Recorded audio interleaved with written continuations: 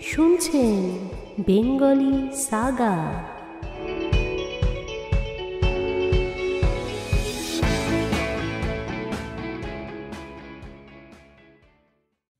আপনারা শুনছেন Bengali Saga. আমি বিদিশা। আজকে শোনাব রবীন্দ্রনাথ ঠাকুরের লেখা গোড়া উপন্যাসের তৃতীয় পর্ব। গল্প পাঠ শুরু করার আগে একটি বিশেষ কথা, যারা এখনও বেঙ্গলি সাগা সাবস্ক্রাইব করেননি, নিত্য নতুন কালজয়ী বাংলা গল্প উপন্যাস শোনার জন্য সাবস্ক্রাইব করুন বেঙ্গলি সাগা, প্রেস করুন বেল আইকনটি। চলুন শুনি গোড়া উপন্যাসের তৃতীয় পর্ব। বিনয় ও গোড়া পরেশের বাড়ি হইতে রাস্তায় বাহির হইলে বিনয় কহিল, গোড়া, একটু আস্তে আস্তে চলো ভাই, তোমার পা দুটো আমাদের চেয়ে অনেক বড়, ওর চালটা একটু খাটো না করলে তোমার সঙ্গে যেতে আমরা হাঁপিয়ে পড়ি। গোড়া কহিল, আমি একলাই যেতে চাই, আমার আজ অনেক কথা ভাববার আছে, বলিয়া তাহার স্বাভাবিক দ্রুত গতিতে সে বেগে চলিয়া গেল। বিনয়ের মনে আঘাত লাগিল। সে আজ গোড়ার বিরুদ্ধে বিদ্রোহ করিয়া তাহার নিয়ম ভঙ্গ করিয়াছে। সে সম্বন্ধে গোড়ার কাছে তিরস্কার ভোগ করিলে সে খুশি হইত। একটা ঝড় হইয়া গেলেই তাহাদের চিরদিনের বন্ধুত্বের আকাশ হইতে গুমট কাটিয়া যাইত এবং সে হাঁপ ছাড়িয়া বাঁচিত। তাহা ছাড়া আর একটা কথা তাহাকে পীড়া দিতেছিল। আজ হঠাৎ গোড়া পরেশের বাড়িতে প্রথম আসিয়ায় বিনয়কে সেখানে বন্ধুভাবে বসিয়া থাকিতে দেখিয়া নিশ্চয়ই মনে করিয়াছে বিনয় এ বাড়িতে সর্বদাই যাতায়াত করে।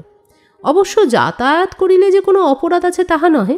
গোড়া যাহাই বলুক, পরেশবাবুর সুশিক্ষিত পরিবারের সঙ্গে অন্তরঙ্গভাবে পরিচিত হইবার সুযোগ পাওয়া বিনয় একটা বিশেষ লাভ বলিয়া গণ্য করিতেছে। ইহাদের সঙ্গে মেশামেশি করাতে গোড়া যদি কোনো দোষ দেখে তবে সেটা তাহার নিতান্ত গোঁড়ামি। কিন্তু পূর্বের কথাবার্তায় গোড়া নাকি জানিয়াছে যে বিনয় পরেশবাবুর বাড়িতে যাওয়া আসা করে না। আজ সহসা তাহার মনে হইতে পারে যে সে কথাটা সত্য নয়। বিশেষত বরদাসুন্দরী তাহাকে বিশেষ করিয়া ঘরে ডাকিয়া লইয়া গেলেন। সেখানে তাহাদের মেয়েদের সঙ্গে তাহার আলাপ হইতে লাগিল। গোড়ার তীক্ষ্ণ লক্ষ্য হইতে ইহা এড়াইয়া যায় নাই।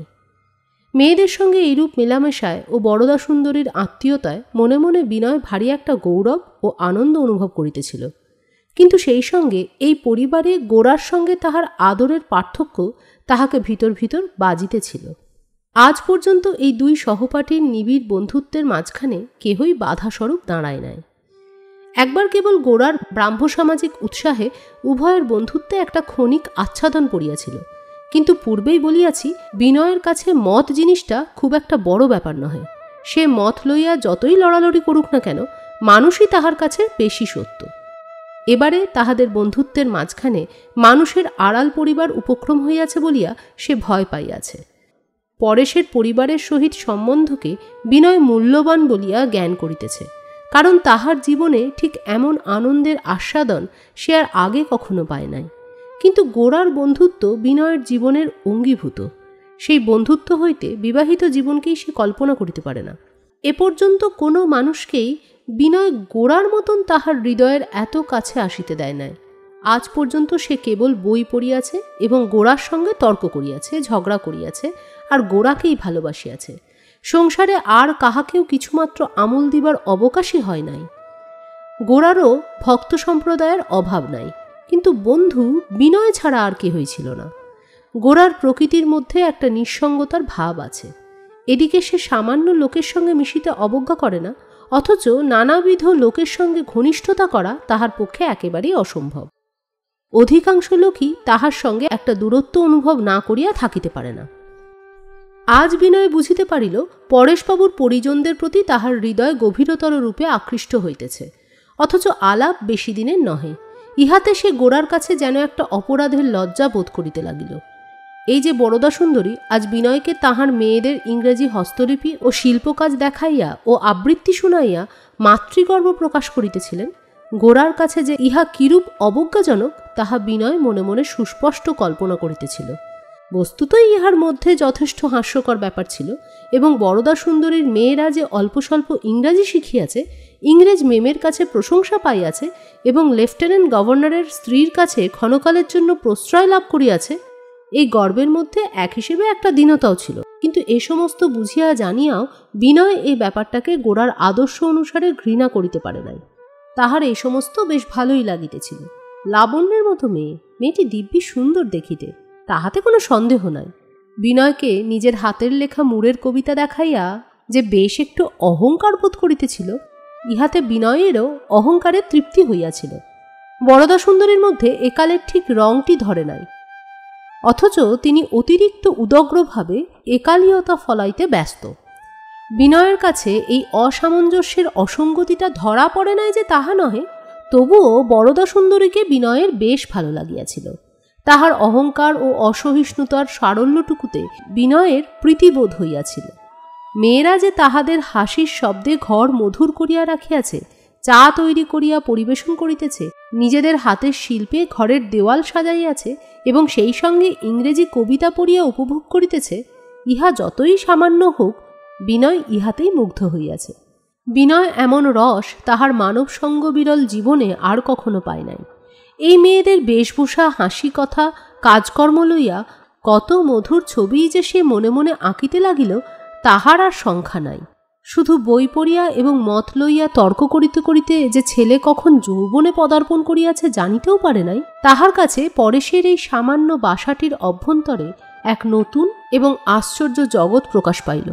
গোরা যে বিনয়ের সঙ্গ ছাড়িয়া রাগ করিয়া চলিয়া গেল, সে রাগকে বিনয় অন্যায় মনে করিতে পারিল না।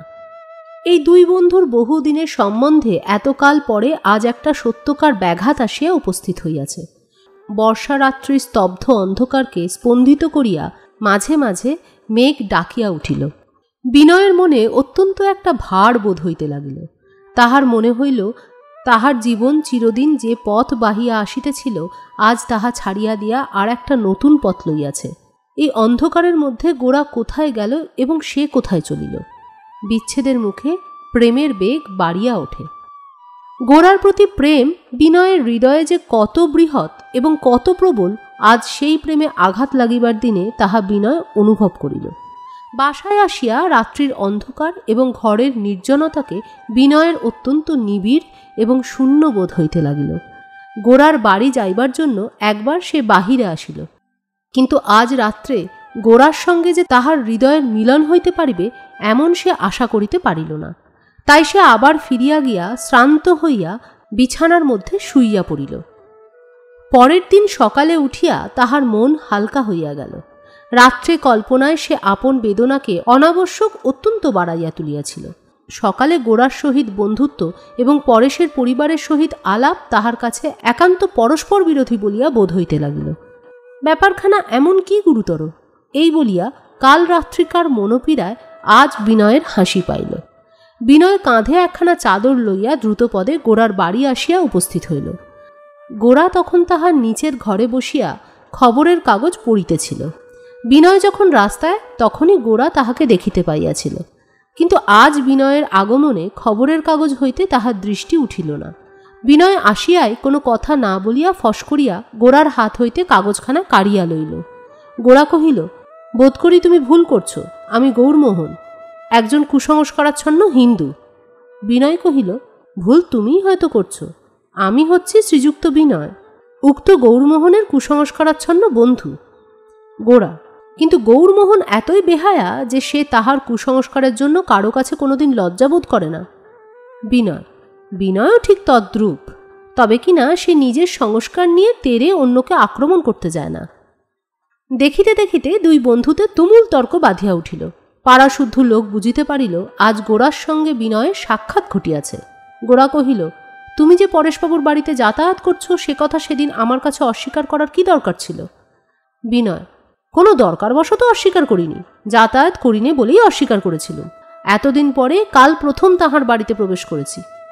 গোরা, আমার সন্দেহ হচ্ছে অভিমন্যুর মতন তুমি প্রবেশ করবার রাস্তায় জানো, বেরোবার রাস্তা জানো না। বিনয়, তা হতে পারে, এইটা হয়তো আমার জন্মগত প্রকৃতি। আমি যাকে শ্রদ্ধা করি বা ভালোবাসি আমি তাকে ত্যাগ করতে পারিনি। আমার এই স্বভাবের পরিচয় তুমিও পেয়েছ। গোরা, এখন থেকে তাহলে ওখানে যাতায়াত চলতে থাকবে? বিনয়, একলা আমারই যে চলতে থাকবে এমন কি কথা আছে?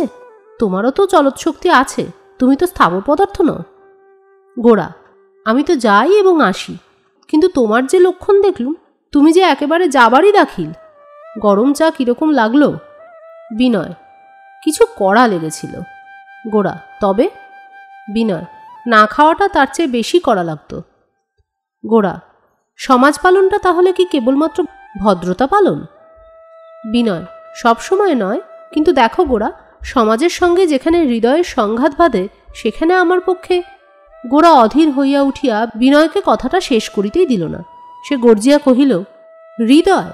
সমাজকে তুমি ছোট করে তুচ্ছ করে দেখো বলেই কথায় কথায় তোমার হৃদয়ের সংঘাত বাঁধে, কিন্তু সমাজকে আঘাত করলে তার বেদনা যে কতদূর পর্যন্ত পৌঁছায় তা যদি অনুভব করতে, তাহলে তোমার এই হৃদয়টার কথা তুলতে তোমার লজ্জাবোধ হতো। পরেশবাবুর মেয়েদের মনে একটুখানি আঘাত দিতে তোমার ভারী কষ্ট লাগে, কিন্তু আমার কষ্ট লাগে এতটুকুর জন্য সমস্ত দেশকে যখন অনায়াসে আঘাত করতে পারো। বিনয় কহিল, তবে সত্য কথা বলি ভাই গোরা, এক পেয়ালা চা খেলে সমস্ত দেশকে যদি আঘাত করা হয় তবে সে আঘাতে দেশের উপকার হবে, তার থেকে বাঁচিয়ে চললে দেশটাকে অত্যন্ত দুর্বল বাবু করে তোলা হবে। গোরা, ওগো মশাই, এ সমস্ত যুক্তি আমি জানি, আমি যে একেবারে অবুঝ তা মনে করো না, কিন্তু এ সমস্ত এখনকার কথা নয়। রুগী ছেলে যখন ওষুধ খেতে চায় না, মা তখন সুস্থ শরীরেও নিজে ওষুধ খেয়ে তাকে জানাতে চায় যে তোমার সঙ্গে আমার এক দশা। এটা তো যুক্তির কথা নয়, এটা ভালোবাসার কথা। এই ভালোবাসা না থাকলে যতই যুক্তি থাক না, ছেলের সঙ্গে মায়ের যোগ নষ্ট হয়, তাহলে কাজও নষ্ট হয়। আমিও চায়ের পেয়ালা নিয়ে তর্ক করি না, কিন্তু দেশের সঙ্গে বিচ্ছেদ আমি সহ্য করতে পারি না। চা না খাওয়া তার চেয়ে ঢের সহজ, পরেশবাবুর মেয়ের মনে কষ্ট দেওয়া তার চেয়ে ঢের ছোট। সমস্ত দেশের সঙ্গে একাত্ম হয়ে মেলাই আমাদের এখনকার অবস্থায় সকলের চেয়ে প্রধান কাজ। যখন মিলন হয়ে যাবে তখন চা খাবে কি না খাবে দু কথা সে তর্কের মীমাংসা হয়ে যাবে। বিনয়, তাহলে আমার দ্বিতীয় পেয়ালা চা খাবার অনেক বিলম্ব আছে দেখছি। গোরা, না, বেশি বিলম্ব করবার দরকার নেই। কিন্তু বিনয়, আমাকে আর কেন? হিন্দু সমাজের অনেক অপ্রিয় জিনিসের সঙ্গে সঙ্গে আমাকেও ছাড়বার সময় এসেছে, নইলে পরেশবাবুর মেয়েদের মনে আঘাত লাগবে। এমন সময় অবিনাশ ঘরে আসিয়া প্রবেশ করিল। সে গোরার শিষ্য। গোরার মুখ হইতে সে যাহা শোনে তাহাই সে নিজের বুদ্ধির দ্বারা ছোট এবং নিজের ভাষার দ্বারা বিকৃত করিয়া চারিদিকে বলিয়া বেড়ায়। গোরার কথা যাহারা কিছুই বুঝিতে পারে না, অবিনাশের কথা তাহারা বোঝে এবং প্রশংসা করে। বিনয়ের সঙ্গে অবিনাশের অত্যন্ত একটা ঈর্ষার ভাব আছে, তাই সে জো পাইলেই বিনয়ের সঙ্গে নির্বোধের মতো তর্ক করিতে চেষ্টা করে। বিনয় তাহার মূঢ়তায় অত্যন্ত অধীর হইয়া ওঠে। তখন গোরা অবিনাশের তর্ক নিজে তুলিয়া লইয়া বিনয়ের সঙ্গে যুদ্ধে প্রবৃত্ত হয়। অবিনাশ মনে করে তাহারই যুক্তি যেন গোরার মুখ দিয়া বাহির হইতেছে। অবিনাশ আসিয়া পড়াতে গোরার সঙ্গে মিলন ব্যাপারে বিনয় বাধা পাইল। সে তখন উঠিয়া উপরে গেল। আনন্দময়ী তাহার ভাঁড়ার ঘরের সম্মুখের বারান্দায় বসিয়া তরকারি কুটিতেছিলেন। আনন্দময়ী কহিলেন, অনেকক্ষণ থেকে তোমাদের গলা শুনতে পাচ্ছি, এত সকালে যে জলখাবার খেয়ে বেরিয়েছ তো? অন্যদিন হইলে বিনয় বলিত, না, খাই নাই, এবং আনন্দময়ীর সম্মুখে বসিয়া তাহার আহার জমিয়া উঠিত। কিন্তু আজ বলিল, না মা, খাবো না, খেয়েই বেরিয়েছি। আজ বিনয় গোরার কাছে অপরাধ বাড়াইতে ইচ্ছা করিল না। পরেশবাবুর সঙ্গে তাহার সংস্রবের জন্য গোরা যে এখনো তাহাকে ক্ষমা করে নাই, তাহাকে একটু যেন দূরে ঠেলিয়া রাখিতেছে, ইহা অনুভব করিয়া তাহার মনের ভেতরে ভেতরে একটা ক্লেশ হইতেছিল। সে পকেট হইতে ছুরি বাহির করিয়া আলুর খোসা ছাড়াইতে বসিয়া গেল। মিনিট 15 পরে নিচে গিয়া দেখিল গোরা অবিনাশকে লইয়া বাহির হইয়া গেছে। গোরার ঘরে বিনয় অনেকক্ষণ চুপ করিয়া বসিয়া রহিল। তাহার পরে খবরের কাগজ হাতে লইয়া শূন্য মনে বিজ্ঞাপন দেখিতে লাগিল। তাহার পর দীর্ঘ নিঃশ্বাস ফেলিয়া বাহির হইয়া চলিয়া গেল।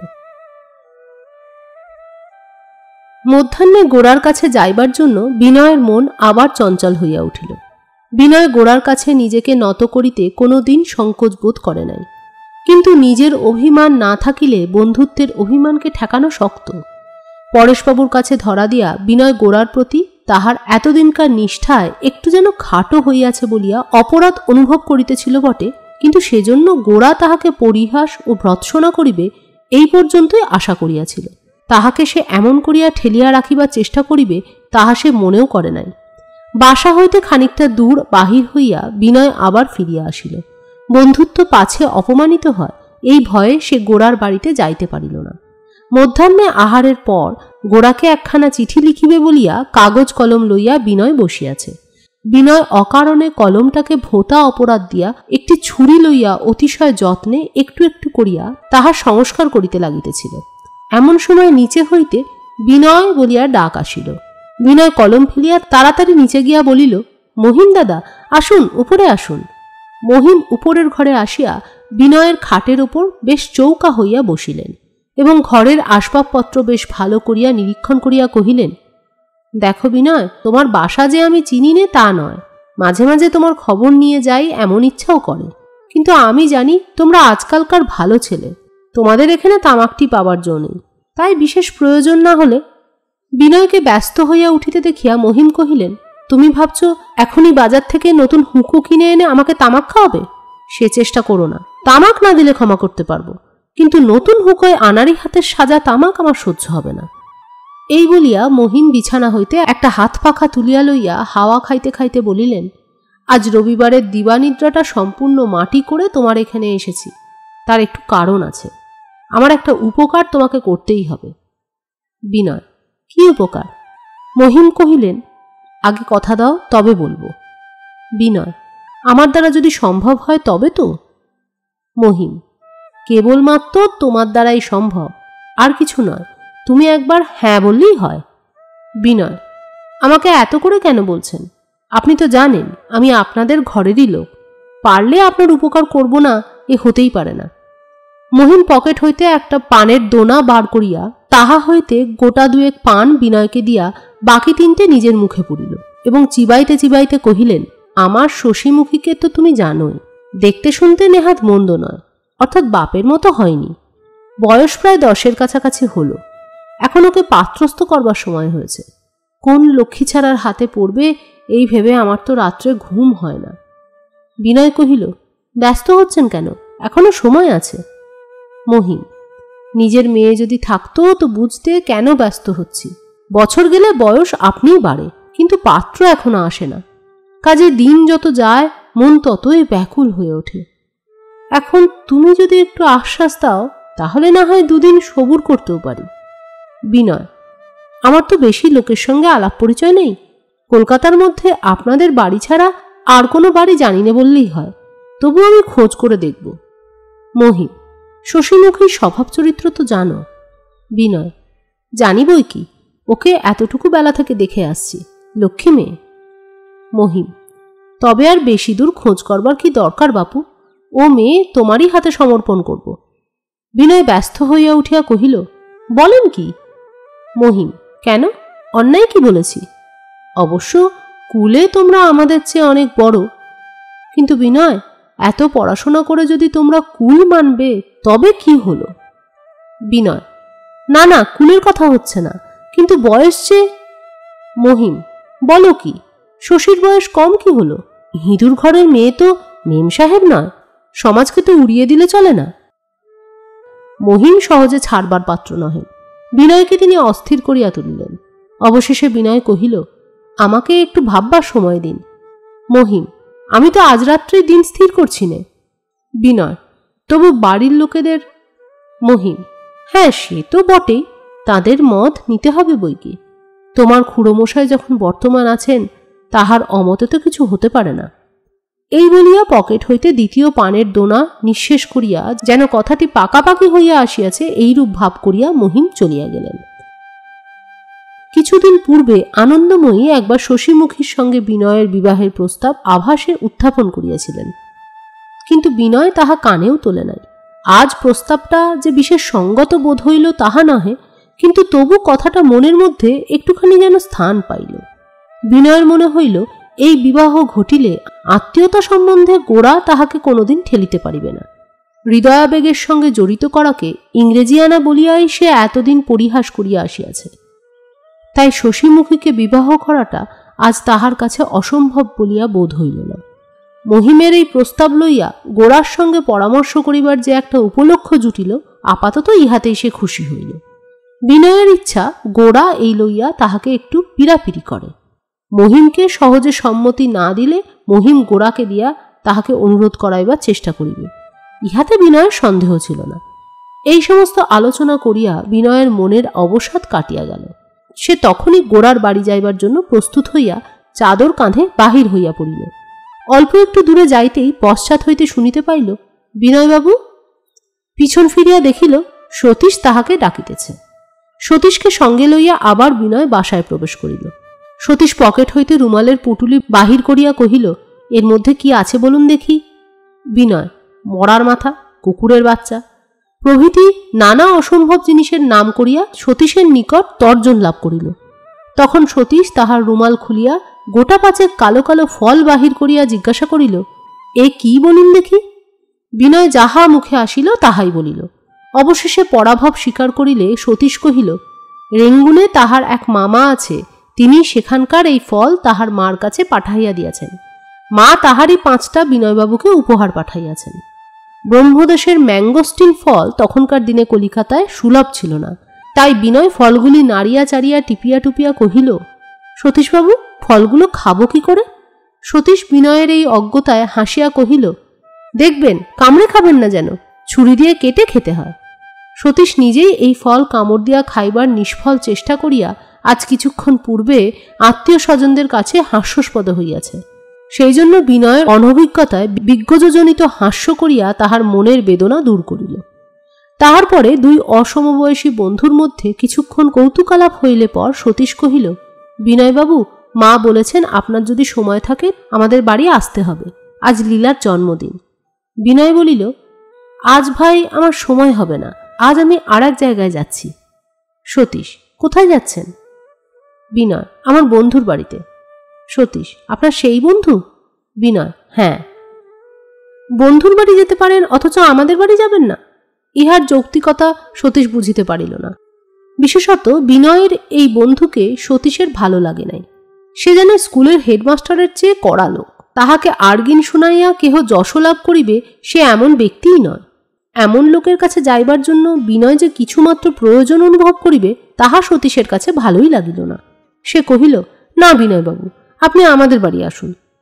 আহ্বান সত্ত্বেও পরেশবাবুর বাড়িতে না গিয়া গোরার কাছে যাইব। বিনয় এটা মনে মনে খুব আস্ফালন করিয়া বলিয়াছিল। আহত বন্ধুত্বের অভিমানকে আজ সে ক্ষুণ্ণ হইতে দিবে না। গোরার প্রতি বন্ধুত্বের গৌরবকেই সে সকলের ঊর্ধ্বে রাখিবে, ইহাই সে স্থির করিয়াছিল। কিন্তু হার মানিতে তাহার বেশিক্ষণ লাগিল না। দ্বিধা করিতে করিতে, মনের মধ্যে আপত্তি করিতে করিতে অবশেষে বালকের হাত ধরিয়া সেই 78 নম্বরেরই পথে সে চলিল। বর্মা হইতে আগত দুর্লভ ফলের এক অংশ বিনয়কে মনে করিয়া পাঠানোতে যে আত্মীয়তা প্রকাশ পাইয়াছে তাহাকে খাতির না করা বিনয়ের পক্ষে অসম্ভব। বিনয় পরেশবাবুর বাড়ির কাছাকাছি আসিয়া দেখিল পানুবাবু এবং আর কয়েকজন অপরিচিত ব্যক্তি পরেশবাবুর বাড়ি হইতে বাহির হইয়া আসিতেছেন। লীলার জন্মদিনের মধ্যাহ্ন ভোজনে তাহারা নিমন্ত্রিত ছিল। পানুবাবু যেন বিনয়কে দেখিতে পান নাই, এমনই ভাবে চলিয়া গেলেন। বাড়িতে প্রবেশ করিয়ায় বিনয় খুব একটা হাসির ধ্বনি এবং দৌড়াদৌড়ির শব্দ শুনিতে পাইল।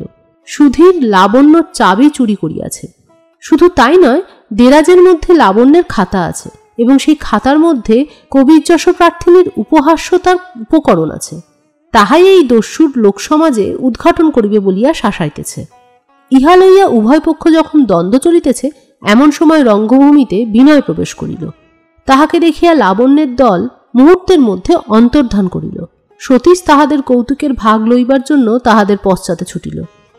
কিছুক্ষণ পরে সুচরিতা ঘরে প্রবেশ করিয়া কহিল, মা আপনাকে একটু বসতে বললেন, এখনই তিনি আসছেন। বাবা অনাথবাবুদের বাড়ি গেছেন, তারও আসতে দেরি হবে না। সুচরিতা বিনয়ের সংকোচ ভাঙিয়া দিবার জন্য গোরার কথা তুলিল। হাসিয়া কহিল, তিনি বোধহয় আমাদের এখানে আর কখনো আসবেন না। বিনয় জিজ্ঞাসা করিল, কেন? সুচরিতা কহিল, আমরা পুরুষদের সামনে বেরোই দেখে তিনি নিশ্চয়ই অবাক হয়ে গেছেন। ঘরকন্যার মধ্যে ছাড়া মেয়েদের আর কোথাও দেখলে তিনি বোধহয় তাদের শ্রদ্ধা করতে পারেন না। বিনয় ইহার উত্তর দিতে কিছু মুশকিলে পড়িয়া গেল। কথাটার প্রতিবাদ করিতে পারিলেই সে খুশি হইত, কিন্তু মিথ্যা বলিবে কি করিয়া। বিনয় কহিল, গোরার মতেই যে ঘরের কাজে মেয়েরা সম্পূর্ণ মন না দিলে তাদের কর্তব্যের একাগ্রতা নষ্ট হয়। সুচরিতা কহিল, তাহলে মেয়ে পুরুষে মিলে ঘর বাহিরকে একেবারে ভাগ করে নিলেই তো ভালো হতো। পুরুষকে ঘরে ঢুকতে দেওয়া হয় বলে তাদের বাইরের কর্তব্য হয়তো ভালো করে সম্পন্ন হয় না। আপনিও আপনার বন্ধুর মতে মত দেন নাকি? নারীনীতি সম্বন্ধে এ পর্যন্ত তো বিনয় গোরার মতেই মত দিয়া আসিয়াছিল। ইহা লইয়া সে কাগজে লেখালেখিও করিয়াছে। কিন্তু সেইটাই যে বিনয়ের মত, এখন তাহা তাহার মুখ দিয়া বাহির হইতে চাহিল না। সে কহিল, দেখুন, আসলে এ সকল বিষয়ে আমরা অভ্যাসের দাস, সেই জন্যই মেয়েদের বাইরে বেরোতে দেখলে মনে খটকা লাগে। অন্যায় বা অকর্তব্য বলে যে খারাপ লাগে সেটা কেবল আমরা জোর করে প্রমাণ করতে চেষ্টা করি। যুক্তিটা স্থলে উপলক্ষ মাত্র, সংস্কারটাই আসল। সুচরিতা কহিল, আপনার বন্ধুর মনে বোধ হয় সংস্কারগুলো খুব দৃঢ়। বিনয়, বাইরে থেকে হঠাৎ তাই মনে হয়, কিন্তু একটা কথা আপনি মনে রাখবেন, আমাদের দেশের সংস্কারগুলিতে তিনি যে চেপে ধরে থাকেন তার কারণ এ নয় যে এই সংস্কারগুলিকেই তিনি শ্রেয় মনে করেন। আমরা দেশের প্রতি অন্ধ অশ্রদ্ধাবশত দেশের সমস্ত প্রথাকে অবজ্ঞা করতে বসেছিলাম বলেই তিনি এই প্রলয় কার্যে বাধা দিতে দাঁড়িয়েছিলেন। তিনি বলেন, আগে আমাদের দেশকে শ্রদ্ধার দ্বারা, প্রীতির দ্বারা সমগ্রভাবে পেতে হবে, জানতে হবে, তারপরে আপনিই ভেতর থেকে স্বাভাবিক স্বাস্থ্যের নিয়মে সংশোধনের কাজ চলবে। সুচরিতা কহিল, আপনিই যদি হতো তাহলে এতদিন হয়নি কেন?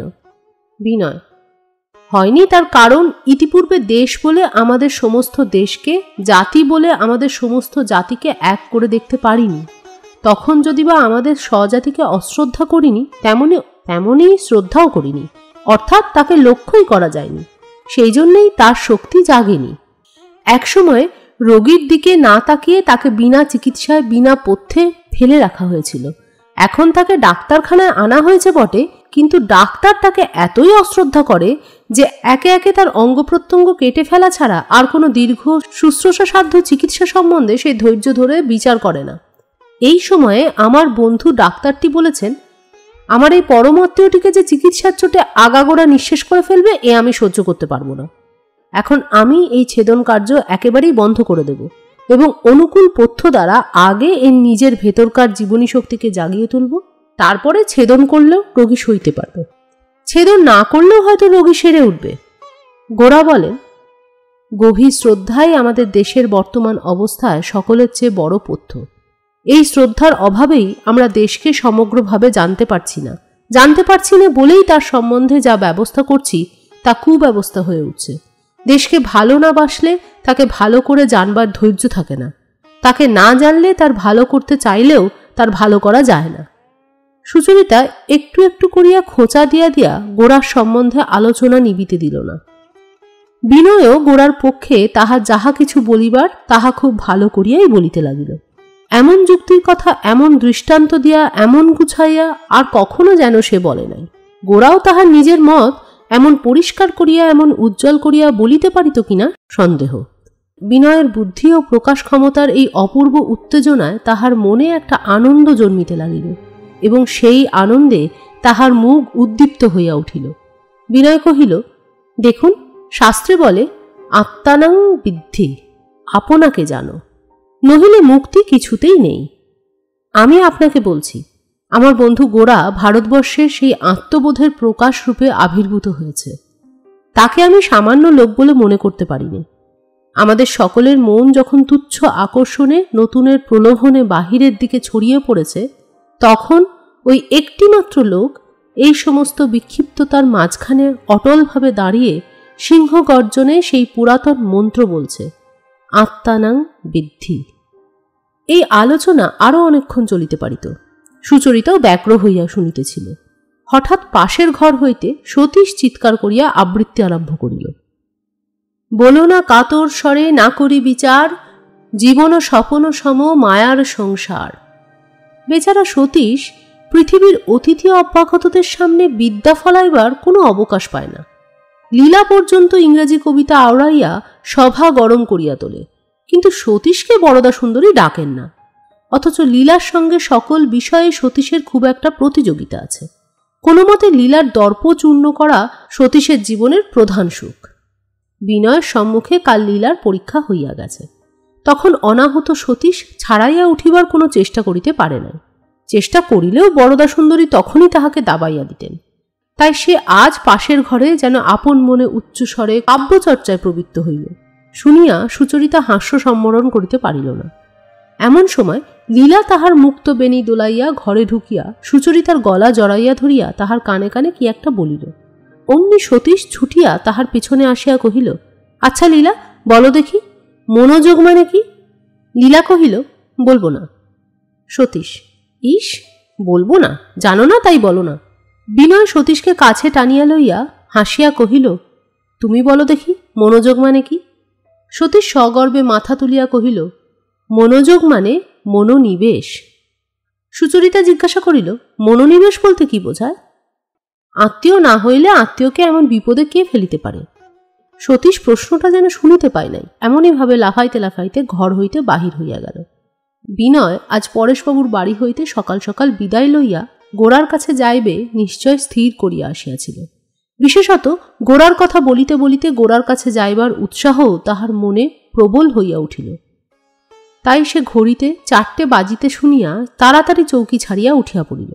সুচরিতা কহিল, আপনি এখনই যাবেন? মা আপনার জন্য খাবার তৈরি করছেন, আর একটু পরে গেলে চলবে না?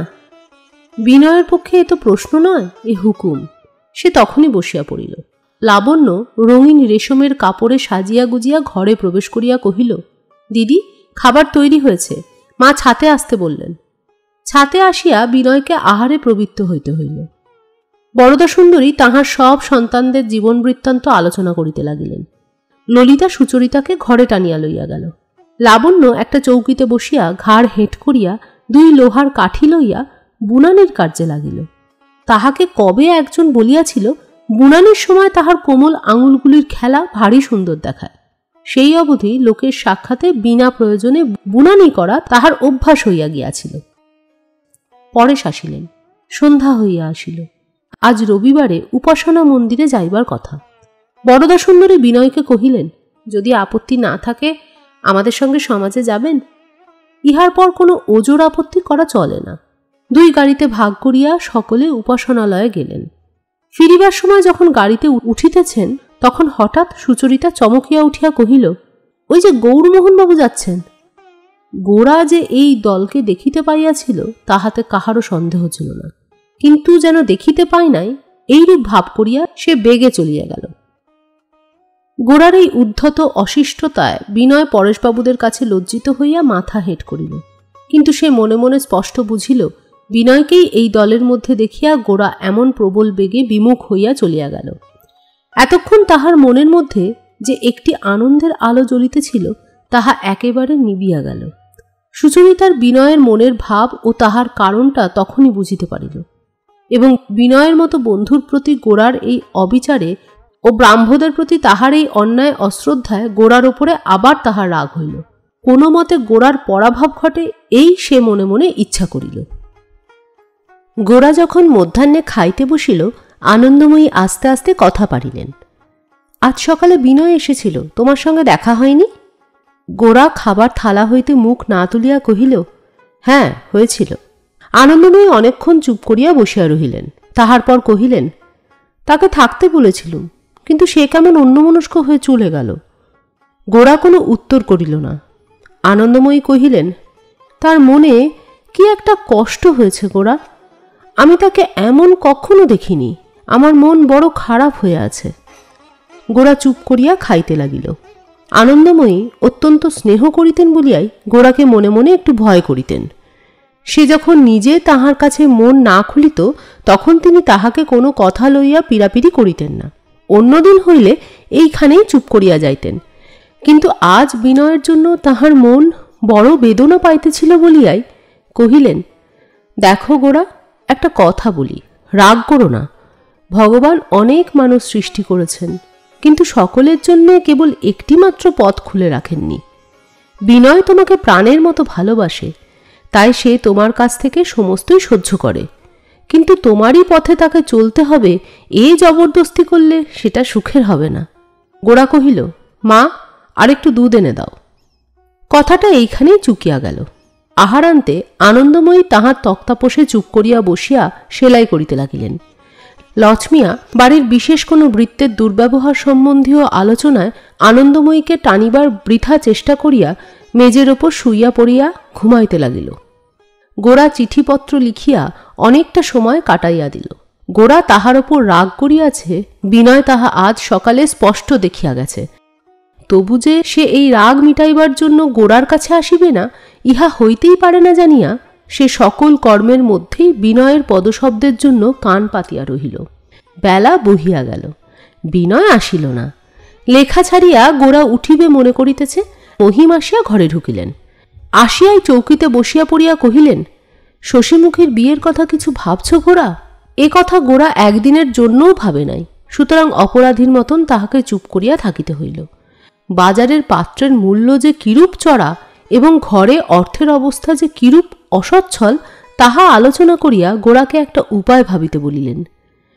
গোরা যখন ভাবিয়া কিনারা পাইল না, তখন তিনি তাহাকে চিন্তা সংকট হইতে উদ্ধার করিবার জন্য বিনয়ের কথাটা পাড়িলেন।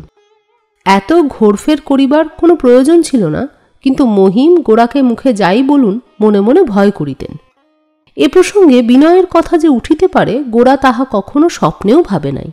বিশেষত গোরা এবং বিনয় স্থির করিয়াছিল তাহারা বিবাহ না করিয়া দেশের কাজে জীবন উৎসর্গ করিবে। গোরা তাই বলিল, বিনয় বিয়ে করবে কেন? মহিম কহিলেন, এই বুঝি তোমাদের হিঁদুয়ানি? 1000 টিকি রাখো আর ফোঁটা কাটো, সাহেবিয়ানা হাড়ের মধ্যে দিয়ে ফুটে ওঠে। শাস্ত্রের মতে বিবাহটা যে ব্রাহ্মণের ছেলের একটা সংস্কারটা জানো? মহিম এখনকার ছেলেদের মতো আচার লঙ্ঘন করেন না, আবার শাস্ত্রের ধারও ধারেন না। হোটেলে খানা খাইয়া বাহাদুরি করাকেও তিনি বাড়াবাড়ি মনে করেন। আবার গোরার মতো সর্বদা শ্রুতিস্মৃতি লইয়া ঘাঁটাঘাঁটি করাকেও তিনি প্রকৃতিস্থ লোকের লক্ষণ বলিয়া জ্ঞান করেন না। কিন্তু যস্মিন দেশে যদাচার, গোরার কাছে শাস্ত্রের দোহায় পাড়িতে হইল। এই প্রস্তাব যদি 2 দিন আগে আসিত, তবে গোরা একেবারে কানেই লইত না। আজ তাহার মনে হইল কথাটা নিতান্ত উপেক্ষার যোগ্য নহে। অন্তত এই প্রস্তাবটা লইয়া এখনই বিনয়ের বাসায় যাইবার একটা উপলক্ষ জুটিল। গোরা শেষকালে বলিল, আচ্ছা, বিনয়ের ভাবখানা কি বুঝে দেখি। মহিম কহিলেন, সে আর বুঝতে হবে না, তোমার কথা সে কিছুতেই ঠেলতে পারবে না। ও ঠিক হয়ে গেছে, তুমি বললেই হবে। সেই সন্ধ্যার সময়ে গোরা বিনয়ের বাসায় আসিয়া উপস্থিত। ঝড়ের মতন তাহার ঘরে প্রবেশ করিয়া দেখিল ঘরে কেহ নাই। বেহারাকে ডাকিয়া জিজ্ঞাসা করাতে সে কহিল, বাবু 78 নম্বর বাড়িতে গিয়াছেন। শুনিয়া গোরার সমস্ত মন বিকল হইয়া উঠিল। আজ সমস্ত দিন যাহার জন্য গোরার মনে শান্তি ছিল না, সেই বিনয় আজকাল গোরার কথা মনে করিবার অবকাশ মাত্র পায় না। গোরা রাগই করুক আর দুঃখিতই হোক, বিনয়ের শান্তি ও সান্ত্বনার কোনো ব্যাঘাত ঘটিবে না। পরেশবাবুর পরিবারদের বিরুদ্ধে, ব্রাহ্ম সমাজের বিরুদ্ধে গোরার অন্তঃকরণ একেবারে বিষাক্ত হইয়া উঠিল। সে মনের মধ্যে প্রকাণ্ড একটা বিদ্রোহ বহন করিয়া পরেশবাবুর বাড়ির দিকে ছুটিল। ইচ্ছা ছিল সেখানে এমন সকল কথা উত্থাপন করিবে যাহা শুনিয়া এই ব্রাহ্ম পরিবারের হাড়ে জ্বালা ধরিবে এবং বিনয়ের আরাম বোধ হইবে না। পরেশবাবুর বাসায় গিয়া শুনিল তাহারা কেহই বাড়িতে নাই, সকলেই উপাসনা মন্দিরে গিয়াছেন। মুহূর্তকালের জন্য সংশয় হইল বিনয় হয়তো যায় নাই, সে হয়তো এইক্ষণেই গোরার বাড়িতে গেছে। থাকিতে পারিল না, গোরা তাহার স্বাভাবিক ঝড়ের গতিতে মন্দিরের দিকেই গেল। দ্বারের কাছে গিয়া দেখিল বিনয় বরদা সুন্দরীর অনুসরণ করিয়া তাহাদের গাড়িতে উঠিতেছে।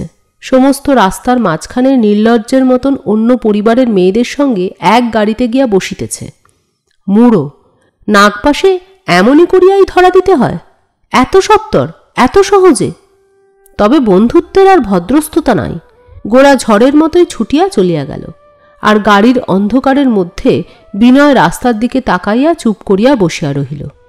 বরদা সুন্দরী মনে করিলেন আচার্যের উপদেশ তাহার মনের মধ্যে কাজ করিতেছে, তিনি তাই কোনো কথা বলিলেন না। রাত্রে গোরা বাড়িতে ফিরিয়া আসিয়া অন্ধকার ছাতের ওপর বেড়াইতে লাগিল। তাহার নিজের ওপর রাগ হইল। রবিবারটা কেন যে এমন বৃথা কাটিতে দিল? ব্যক্তিবিশেষের প্রণয় লইয়া অন্য সমস্ত কাজ নষ্ট করিবার জন্য তো গোরা পৃথিবীতে আসে নাই। বিনয় যে পথে যাইতেছে সে পথ হইতে তাহাকে টানিয়া রাখিবার চেষ্টা করিলে কেবলই সময় নষ্ট এবং নিজের মনকে পীড়িত করা হইবে। অতএব জীবনের যাত্রাপথে এখন হইতে বিনয়কে বাদ দিতে হইবে। জীবনে গোরার একটি মাত্র বন্ধু আছে, তাহাকেই ত্যাগ করিয়া গোরা তাহার ধর্মকে সত্য করিয়া তুলিবে। এই বলিয়া গোরা জোর করিয়া হাত নাড়িয়া বিনয়ের সংস্রবকে নিজের চারিদিক হইতে যেন সরাইয়া ফেলিল। এমন সময় মহিম ছাতে আসিয়া হাঁপাইতে লাগিলেন। কহিলেন, মানুষের যখন ডানা নেই তখন এই তেতলা বাড়ি তৈরি করা কেন? ডাঙার মানুষ হয়ে আকাশে বাস করবার চেষ্টা করলে আকাশবিহারী দেবতার সয় না। বিনয়ের কাছে গিয়েছিলে? গোরা তাহার স্পষ্ট উত্তর না করিয়া কহিল, বিনয়ের সঙ্গে শশীমুখীর বিয়ে হতে পারবে না। মহিম: কেন, বিনয়ের মত নেই নাকি? গোরা: আমার মত নেই। মহিম হাত উল্টাইয়া কহিলেন, বেশ, এ আবার একটা নতুন ফ্যাসাদ দেখছি। তোমার মত নেই, কারণটা কি শুনি? গোরা: আমি বেশ বুঝেছি বিনয়কে আমাদের সমাজে ধরে রাখা শক্ত হবে। ওর সঙ্গে আমাদের ঘরের মেয়ের বিবাহ চলবে না। মহিম: ঢের ঢের হিঁদুয়ানি দেখেছি, কিন্তু এমনটি আর কোথাও দেখলুম না। কাশী ভাটপাড়া ছাড়িয়া গেলে তুমি যে দেখি ভবিষ্যৎ নিয়ে বিধান দাও। কোন দিন বলবে স্বপ্নে দেখলুম খ্রিস্টান হয়েছ, গোবর খেয়ে যাতে উঠতে হবে। অনেক বকাবকির পর মহিম কহিলেন, মেয়েকে তো মূর্খর হাতে দিতে পারি নে। যে ছেলে লেখাপড়া শিখেছে, যার বুদ্ধিশুদ্ধি আছে, সে ছেলে মাঝে মাঝে শাস্ত্র ডিঙিয়ে চলবেই। সেজন্য তার সঙ্গে তর্ক করো, তাকে গাল দাও, কিন্তু তার বিয়ে বন্ধ করে মাঝে থেকে আমার মেয়েটাকে শাস্তি দাও কেন? তোমাদের সমস্তই উল্টো বিচার। মহিম নিচে আসিয়া আনন্দময়ীকে কহিলেন, মা, তোমার গোড়াকে তুমি ঠেকাও। আনন্দময়ী উদ্বিগ্ন হইয়া জিজ্ঞাসা করিলেন, কি হয়েছে? মহিম: শশীমুখীর সঙ্গে বিনয়ের বিবাহ আমি একরকম পাকা করেই এনেছিলুম। গোড়াকেও রাজি করেছিলুম। ইতিমধ্যে গোড়া স্পষ্ট বুঝতে পেরেছে যে বিনয় যথেষ্ট পরিমাণে হিন্দু নয়। মনু পরাশরের সঙ্গে তার মতের একটু আধটু অনৈক্য হয়ে থাকে, তাই গোড়া বেঁকে দাঁড়িয়েছে। গোড়া বাঁকলে কেমন বাঁকে সে তো জানোই। কলিযুগের জনক যদি পণ করতেন যে বাঁকা গোড়াকে সোজা করলে তবে সীতা দেব, তবে শ্রীরামচন্দ্র হার মেনে যেতেন, এই আমি বাজি রেখে বলতে পারি। মনু পরাশরের নিচেই পৃথিবীর মধ্যে সে একমাত্র তোমাকেই মানে। এখন তুমি যদি গতি দাও তো মেয়েটা তরে যায়, অমন পাত্র খুঁজলে পাওয়া যাবে না। এই বলিয়া গোড়ার সঙ্গে আজ ছাতে যা কথাবার্তা হইয়াছে মহিম তাহা সমস্ত বিবৃত করিয়া কহিলেন। বিনয়ের সঙ্গে গোড়ার একটা বিরোধ যে ঘনাইয়া উঠিতেছে তাহা বুঝিতে পারিয়া আনন্দময়ীর মন অত্যন্ত উদ্বিগ্ন হইয়া উঠিল। আনন্দময়ী উপরে আসিয়া দেখিলেন গোড়া ছাতে বেড়ানো বন্ধ করিয়া ঘরে একটা চৌকির ওপর বসিয়া একটা চৌকিতে পা তুলিয়া বই পড়িতেছে। আনন্দময়ী তাহার কাছে একটা চৌকি টানিয়া লইয়া বসিলেন। গোড়া সামনের চৌকি হইতে পা নামাইয়া খাড়া হইয়া বসিয়া আনন্দময়ীর মুখের দিকে চাহিল। আনন্দময়ী কহিলেন, বাবা গোড়া, আমার একটি কথা রাখিস। বিনয়ের সঙ্গে ঝগড়া করিস নে। আমার কাছে তোরা দুজনে দুটি ভাই, তোদের মধ্যে বিচ্ছেদ ঘটলে আমি সইতে পারব না। গোড়া কহিল, বন্ধু যদি বন্ধন কাটতে চায় তবে তার পিছনে ছোটাছুটি করে আমি সময় নষ্ট করতে পারব না। আনন্দময়ী কহিলেন, বাবা, আমি জানি নে তোমাদের মধ্যে কি হয়েছে, কিন্তু বিনয় তোমার বন্ধন কাটতে চাচ্ছে এ কথা যদি বিশ্বাস করো তবে তোমার বন্ধুত্বের জোর কোথায়? গোড়া, মা, আমি সোজা চলতে ভালোবাসি। যারা দুদিক রাখতে চায় আমার সঙ্গে তাদের বনবে না। দু নৌকায় পা দেওয়া যার স্বভাব, আমার নৌকো থেকে তাকে পা সরাতে হবে। এতে আমারই কষ্ট হোক আর তারই কষ্ট হোক। আনন্দময়ী, কি হয়েছে বল দেখি? ব্রাহ্মদের ঘরে সে আসা যাওয়া করে, এই তার অপরাধ? গোড়া, সে অনেক কথা মা। আনন্দময়ী, হোক অনেক কথা, কিন্তু আমি একটি কথা বলি গোড়া, সব বিষয়ে তোমার এত জেদ যে তুমি যা ধরো তা কেউ ছাড়াতে পারে না। কিন্তু বিনয়ের বেলায় তুমি এমন আলগা কেন? তোমার অবিনাশ যদি দল ছাড়তে চাইতো তুমি কি তাকে সহজে ছাড়তে? তোমার বন্ধু বলেই কি ও তোমার সকলের চেয়ে কম? গোড়া চুপ করিয়া ভাবিতে লাগিল। আনন্দময়ীর এই কথাতে সে নিজের মনটা পরিষ্কার দেখিতে পাইল। এতক্ষণ সে মনে করিতেছিল যে সে কর্তব্যের জন্য তাহার বন্ধুত্বকে বিসর্জন দিতে যাইতেছে। এখন স্পষ্ট বুঝিল ঠিক তাহার উল্টো। তাহার বন্ধুত্বের অভিমানে বেদনা লাগিয়াছে বলিয়াই বিনয়কে বন্ধুত্বের চরম শাস্তি দিতে সে উদ্যত হইয়াছে। সে মনে জানিত বিনয়কে বাঁধিয়া রাখিবার জন্য বন্ধুত্বই যথেষ্ট, অন্য কোনো প্রকার চেষ্টা প্রণয়ের অসম্মান। আনন্দময়ী যেই বুঝিলেন তাহার কথাটা গোড়ার মনে একটুখানি লাগিয়াছে, অমনি তিনি আর কিছু না বলিয়া আস্তে আস্তে উঠিবার উপক্রম করিলেন। গোড়াও হঠাৎ বেগে উঠিয়া পড়িয়া আলনা থেকে চাদর তুলিয়া কাঁধে ফেলিল। আনন্দময়ী জিজ্ঞাসা করিলেন, কোথায় যাও গোড়া? গোড়া কহিল, আমি বিনয়ের বাড়ি যাচ্ছি। আনন্দময়ী, খাবার তৈরি আছে, খেয়ে যাও। গোড়া, আমি বিনয়কে ধরে আনছি, সেও এখানে খাবে। আনন্দময়ী আর কিছু না বলিয়া নিচের দিকে চলিলেন। সিঁড়িতে পায়ের শব্দ শুনিয়া হঠাৎ থামিয়া কহিলেন, ওই বিনয় আসছে। বলিতে বলিতে বিনয় আসিয়া পড়িল। আনন্দময়ীর চোখ ছলছল করিয়া আসিল। তিনি স্নেহে বিনয়ের গায়ে হাত দিয়া কহিলেন, বিনয়, বাবা তুমি খেয়ে আসনি? বিনয় কহিল, না মা। আনন্দময়ী, তোমাকে এইখানেই খেতে হবে। বিনয় একবার গোড়ার মুখের দিকে চাহিল। গোড়া কহিল, বিনয় অনেক দিন বাঁচবে, তোমার ওইখানেই যাচ্ছিলুম। আনন্দময়ীর বুক হালকা হইয়া গেল। তিনি তাড়াতাড়ি নিচে চলিয়া গেলেন। দুই বন্ধু ঘরে আসিয়া বসিলে গোড়া যাহা তাহা একটা কথা তুলিল। কহিল, জানো, আমাদের ছেলেদের জন্য একজন বেশ ভালো জিমন্যাস্টিক মাস্টার পেয়েছি, সে শেখাচ্ছে বেশ। মনের ভেতরের আসল কথাটা এখনো কেহ পারিতে সাহস করিল না। দুইজনে যখন খাইতে বসিয়া গেল তখন আনন্দময়ী তাহাদের কথাবার্তায় বুঝিতে পারিলেন এখনো তাহাদের উভয়ের মধ্যে বাঁধো বাঁধো রহিয়াছে, পর্দা উঠিয়া যায় নাই। তিনি কহিলেন, বিনয়, রাত অনেক হয়েছে, তুমি আজ এইখানেই শুয়ো, আমি তোমার বাসায় খবর পাঠিয়ে দিচ্ছি। বিনয় চকিতের মধ্যে গোড়ার মুখের দিকে চাহিয়া কহিল, খেয়ে রাস্তায় হাঁটা নিয়ম নয়, তাহলে এইখানেই শোয়া যাবে। আহারান্তে দুই বন্ধু ছাতে আসিয়া মাদুর পাতিয়া বসিল।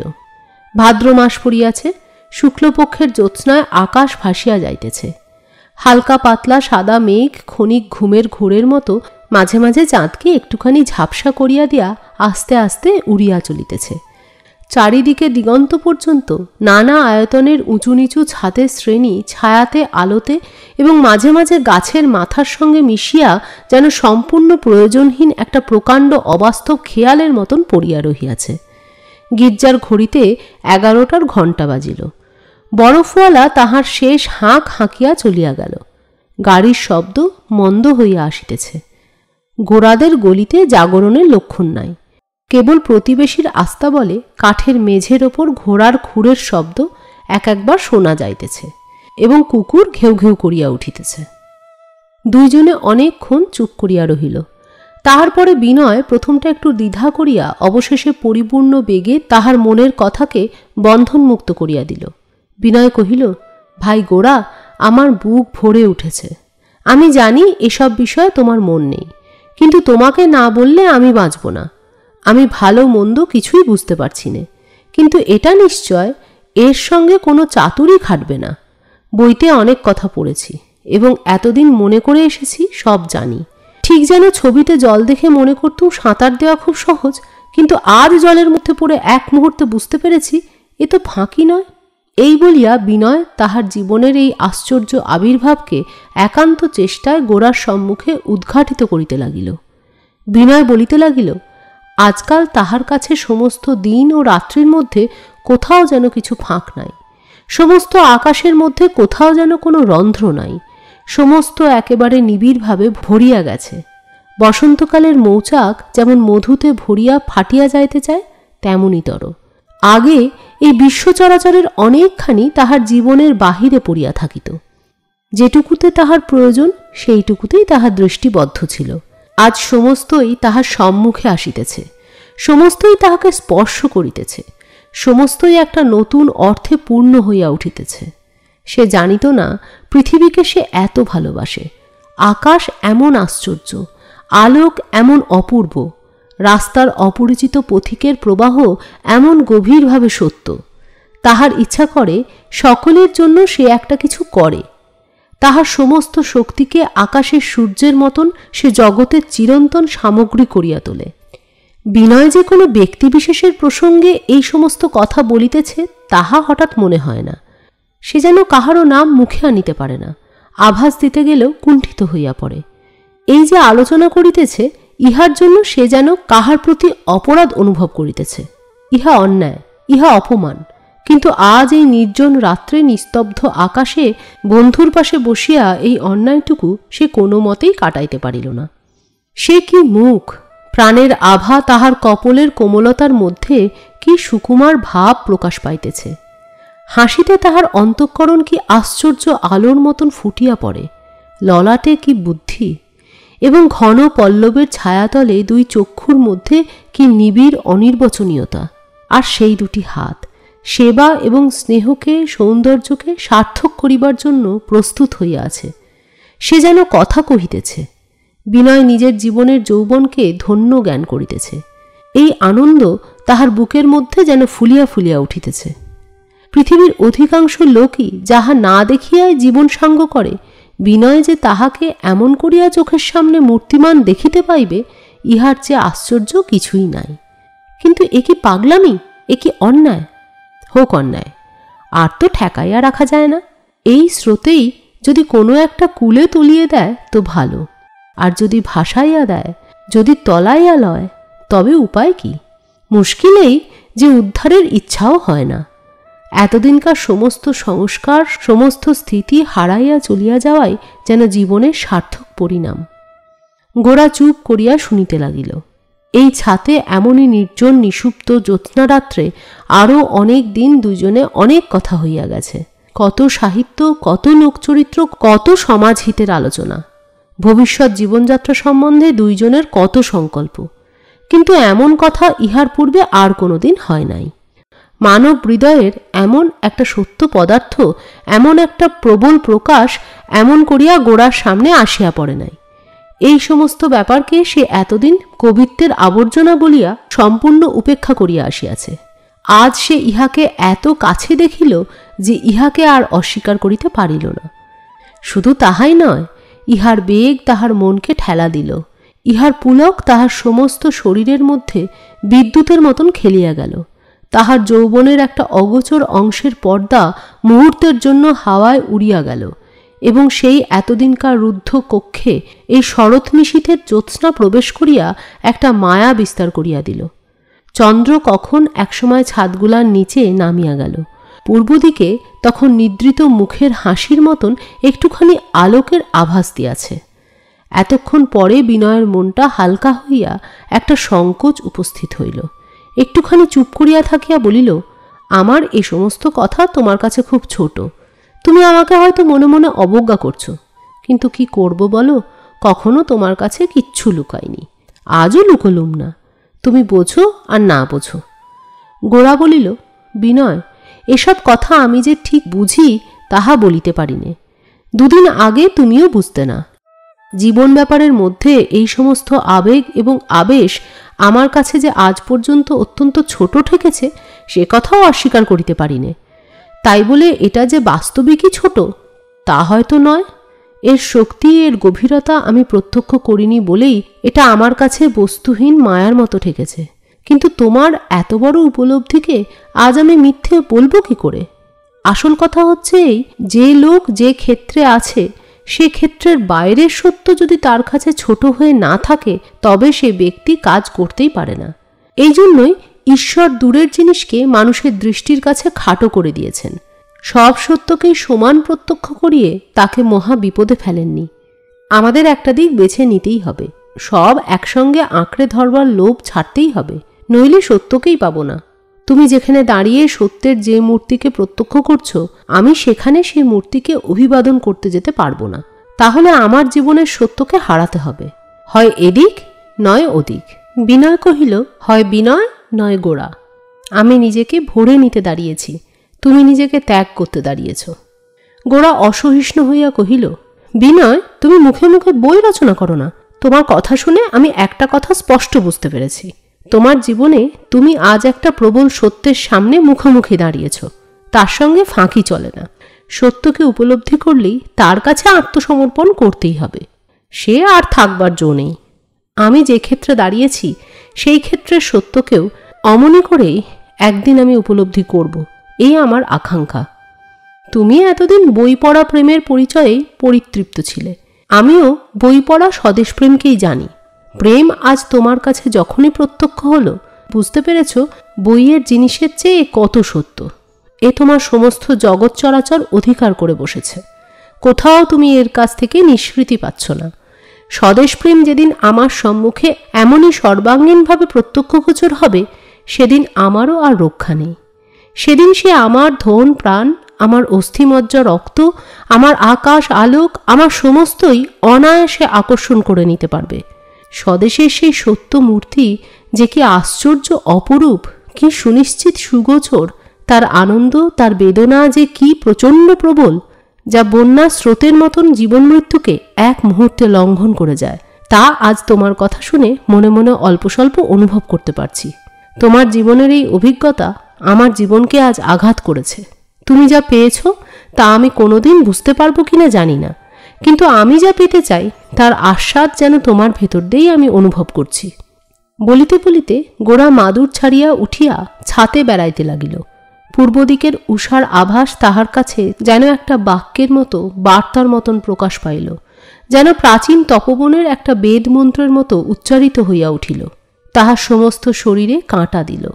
মুহূর্তের জন্য সে স্তম্ভিত হইয়া দাঁড়াইল এবং ক্ষণকালের জন্য তাহার মনে হইল তাহার ব্রহ্মরন্ধ্র ভেদ করিয়া একটি জ্যোতির্লেখা সূক্ষ্ম মৃণালের ন্যায় উঠিয়া একটি জ্যোতির্ময় শতদলে সমস্ত আকাশে পরিব্যাপ্ত হইয়া বিকশিত হইল। তাহার সমস্ত প্রাণ, সমস্ত চেতনা, সমস্ত শক্তি যেন ইহাতে একেবারে পরম আনন্দে নিঃশেষিত হইয়া গেল। গোরা যখন আপনাতে আপনি ফিরিয়া আসিল তখন সে হঠাৎ বলিয়া উঠিল, বিনয়, তোমার এ প্রেমকেও পার হয়ে আসতে হবে। আমি বলছি, ওখানে থামলে চলবে না। আমাকে যে মহাশক্তি আহ্বান করেছেন তিনি যে কত বড় সত্য, একদিন তোমাকে আমি তা দেখাবো। আমার মনের মধ্যে আজ ভারী আনন্দ হচ্ছে। তোমাকে আজ আমি আর কারো হাতে ছেড়ে দিতে পারবো না। বিনয় মাদুর ছাড়িয়া উঠিয়া গোরার কাছে আসিয়া দাঁড়াইল। গোরা তাহাকে একটা অপূর্ব উৎসাহে দুই হাত দিয়া বুকে চাপিয়া ধরিল। কহিল, ভাই বিনয়, আমরা মরব, এক মরণে মরব। আমরা দুজনে এক। আমাদের কেউ বিচ্ছিন্ন করবে না, কেউ বাধা দিতে পারবে না। গোরার এই গভীর উৎসাহের বেগ বিনয়ের হৃদয়ের মধ্যে তরঙ্গিত হইয়া উঠিল। সে কোনো কথা না বলিয়া গোরার এই আকর্ষণে আপনাকে ছাড়িয়া দিল। গোরা বিনয় দুইজনে নীরবে পাশাপাশি বেড়াইতে লাগিল। পূর্বাকাশ রক্তবর্ণ হইয়া উঠিল। গোরা কহিল, ভাই, আমার দেবীকে আমি যেখানে দেখতে পাচ্ছি সে তো সৌন্দর্যের মাঝখানে নয়। সেখানে দুর্ভিক্ষ, দারিদ্র, সেখানে কষ্ট আর অপমান। সেখানে গান গেয়ে ফুল দিয়ে পুজো নয়, সেখানে প্রাণ দিয়ে, রক্ত দিয়ে পুজো করতে হবে। আমার কাছে সেইটাই সবচেয়ে বড় আনন্দ মনে হচ্ছে। সেখানে সুখ দিয়ে ভোলাবার কিছু নেই। সেখানে নিজের জোরে সম্পূর্ণ জাগতে হবে, সম্পূর্ণ দিতে হবে, মাধুর্য নয়। এ কাজটা দুর্জয়, দুঃসহ আবির্ভাব। এ নিষ্ঠুর, এ ভয়ঙ্কর। এর মধ্যে সেই কঠিন ঝঙ্কার আছে যাতে করে সপ্তসুর একসঙ্গে বেজে উঠে তার ছিঁড়ে পড়ে যায়। মনে করলে আমার বুকের মধ্যে উল্লাস জেগে ওঠে। আমার মনে হয় এই আনন্দই পুরুষের আনন্দ। এই হচ্ছে জীবনের তাণ্ডব নৃত্য। পুরাতনের প্রলয়যজ্ঞের আগুনের শিখার ওপরে নতুনের অপরূপ মূর্তি দেখবার জন্যই পুরুষের সাধনা। রক্তবর্ণ আকাশক্ষেত্রে একটা বন্ধনমুক্ত জ্যোতির্ময় ভবিষ্যৎকে দেখতে পাচ্ছি।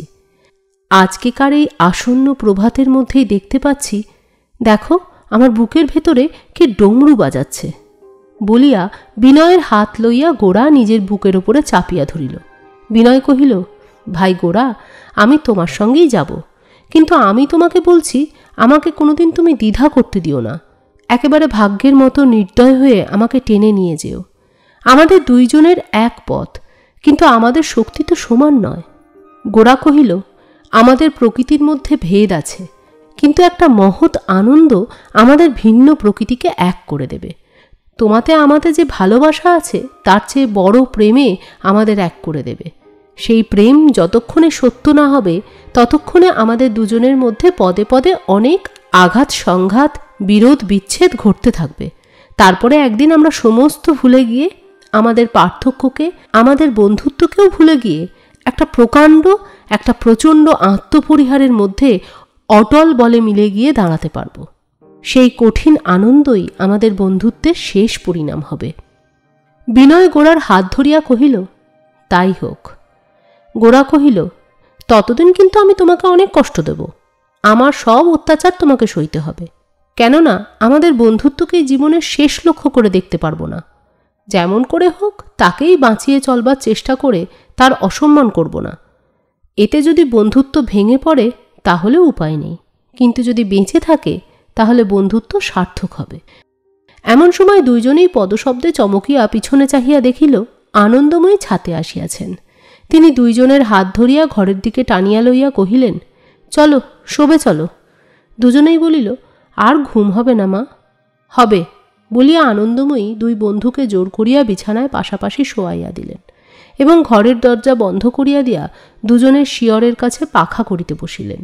বিনয় কহিল, মা, তুমি পাখা করতে বসলে, কিন্তু আমাদের ঘুম হবে না।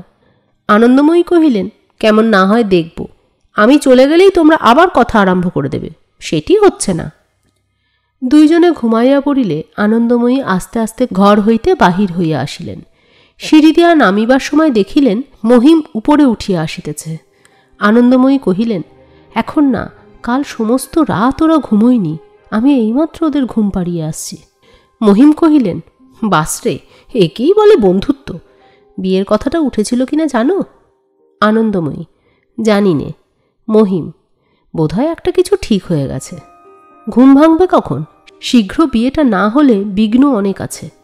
আনন্দময়ী হাসিয়া কহিলেন, ওরা ঘুমিয়ে পড়ার দরুন বিঘ্ন হবে না, আজ দিনের মধ্যেই ঘুম ভাঙবে।